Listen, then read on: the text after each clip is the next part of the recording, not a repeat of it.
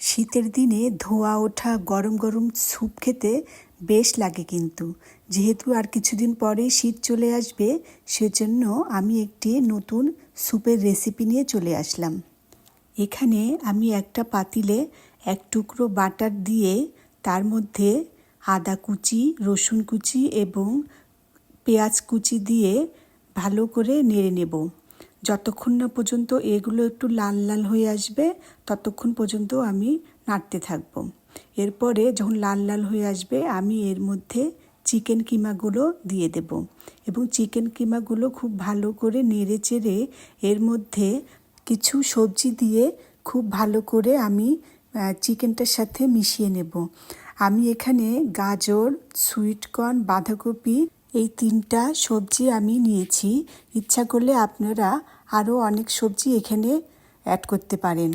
এবার আমি এখানে পর্যাপ্ত পরিমাণে পানি দিয়ে দেব, কারণ আমাদের স্যুপটাকে অনেকক্ষণ ধরে ফুটাতে হবে, এজন্য অনেক পানি দিতে হবে।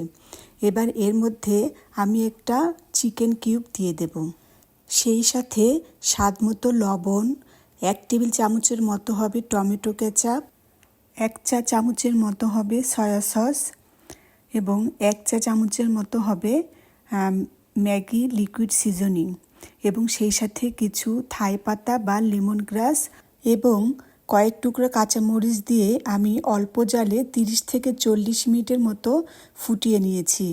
এরপরে যখন পানিটা কমে আসবে তখন আমি 3 পিস লেবুর রস চিপে দিয়েছি এবং আধা চা চামচের মতো হবে কালো গোলমরিচের গুঁড়া, আধা চা চামচের মতো হবে টেস্টিং সল্ট এবং 1 চা চামচের মতো হবে চিনি দিয়ে খুব ভালো করে নেড়ে নিয়েছি।